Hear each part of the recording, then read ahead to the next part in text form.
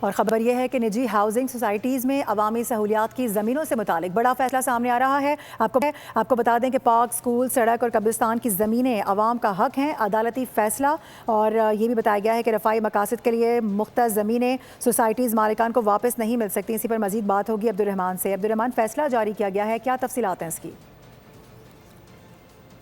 راحیل کامران شیخ نے نجی housing societies میں عوامی سہولیات کی زمینوں سے متعلق بڑا فیصلہ جاری کرتے ہوئے نجی ہاؤسنگ سوسائٹی کی جانب سے دائر درخواست مسترد کر دی ہے۔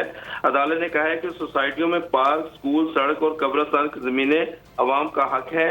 رفاہی مقاصد کی مختص زمینیں ہاؤسنگ سوسائٹی مالکان کو واپس نہیں مل سکتی، جبکہ عوامی سہولیات کے لیے مختص جائیدادیں ایل ڈی اے کے پاس عوامی امانت ہے۔ ایل ڈی اے رفاہی زمینوں کو اپنے اثاثوں کے طور پر فروخت یا استعمال کرنے کا کوئی حق نہیں رکھتا۔ درخواست میں یہ موقف کیا گیا تھا کہ جو سرکاری جو رفاہی زمین کے لیے جو ایل ڈی اے کو زمین دی گئی تھی، وہ اس پر ایل ڈی اے نے 30 سال گزرنے کے باوجود جو ہے اسکول تعمیر نہیں کیا، لہٰذا یہ اراضی جو ہے واپس کی جائے، جس پر عدالت نے ایل ڈی اے کو فوری طور پر ٹھیک ہے، اس فیصلے سے متعلق آگاہ کرنے کے لیے آپ کا بے حد شکریہ عبدالرحمان۔